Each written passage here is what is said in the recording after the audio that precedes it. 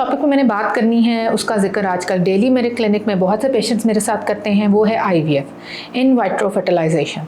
आम ज़बान में इसको टेस्ट ट्यूब बेबी कहा जाता है।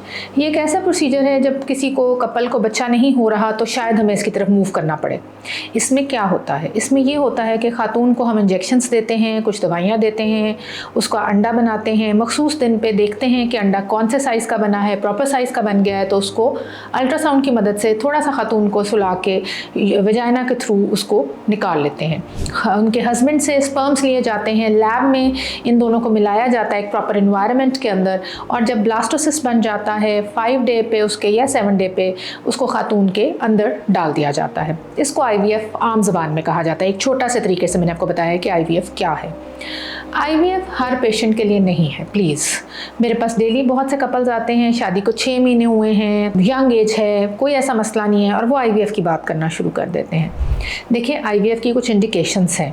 उसमें क्या है, कुछ ख़वातीन की हो सकती हैं, कुछ मर्द हज़रात की हो सकती हैं इंडिकेशंस।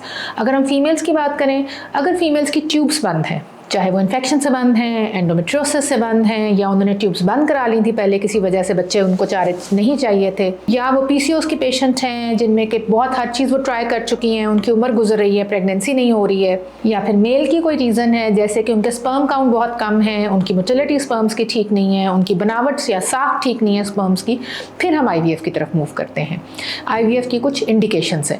और अगर दोनों के मियाँ बीवी के टेस्ट बिल्कुल ठीक आ रहे हैं, उनमें कोई रीज़न नहीं है और वो प्रॉपर तरीके से इंतजार करके खुद से ट्राई भी कर चुके हैं प्रेगनेंसी का और उनमें प्रेगनेंसी नहीं ठहरी, यानी अनएक्सप्लेन्ड सबफर्टिलिटी है, उसमें भी आईवीएफ ऑफर किया जाता है। अब एक और बात बहुत ज़रूरी है यहाँ पे जानना कि एक्सपेंसिव प्रोसीजर है, तो आपको पता होना चाहिए कि इसका सक्सेस कितना है। अगर हम 100 लोगों में 100 लोगों में आईवीएफ करते हैं तो 30 to 35 ऐसे होते हैं जिसमें कामयाबी होती है, यानी इसकी कामयाबी की शरह 30 to 35% है। और ये साइड इफ़ेक्ट के बगैर नहीं है, इसके भी बहुत से साइड इफ़ेक्ट्स हैं। जब हम दवाइयाँ देते हैं उनके साइड इफ़ेक्ट्स हो जाते हैं, और जब हम अंडा निकालते हैं उससे इन्फेक्शन हो सकती है, ब्लड लॉस हो सकता है, अंदर कोई सिस्ट हो तो रप्चर हो सकती है।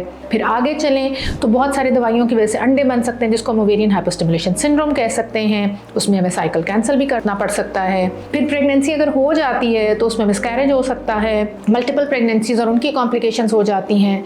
कुछ स्टडीज़ ने ये भी बताया है कि आईवीएफ के साथ जो बच्चे पैदा हो रहे हैं उनमें एबनॉर्मेलिटीज़ का भी कदरे रिस्क बढ़ जाता है। आईवीएफ जिनमें किया जाता है उनमें प्री टर्म यानी टाइम से पहले दर्दें आ जाने का, रप्चर हो जाने का, मेम्ब्रेन्स का रिस्क भी बढ़ जाता है। तो ये नहीं कह सकते कि आईवीएफ रिस्क के बगैर है, इसके अपने रिस्क हैं। और मैं एक इंपॉर्टेंट बात ये और बताना चाहूँगी कि जिस तरह कहा जाता है कि 35 ईयर्स के बाद एज, फीमेल की जो एज है, उसके बाद फर्टिलिटी का यानी प्रेगनेंसी होने के चांसेस कम होते जाते हैं, इसी तरह आईवीएफ की सक्सेस भी कम होती जाती है। अगर आपके डॉक्टर आपको कहते हैं कि आईवीएफ की तरफ जाना है तो प्लीज़ वेट मत कीजिए। बहुत से पेशेंट्स मुझे कहते हैं जी अभी तो बहुत टाइम पड़ा है, बहुत टाइम पड़ा है। उनको मैं यही समझाती हूँ कि 35 के बाद आईवीएफ के भी कामयाबी का चांस कम हो जाएगा। लेकिन आईवीएफ हम खुद से डिसाइड नहीं कर सकते कि आपने कराना है या नहीं।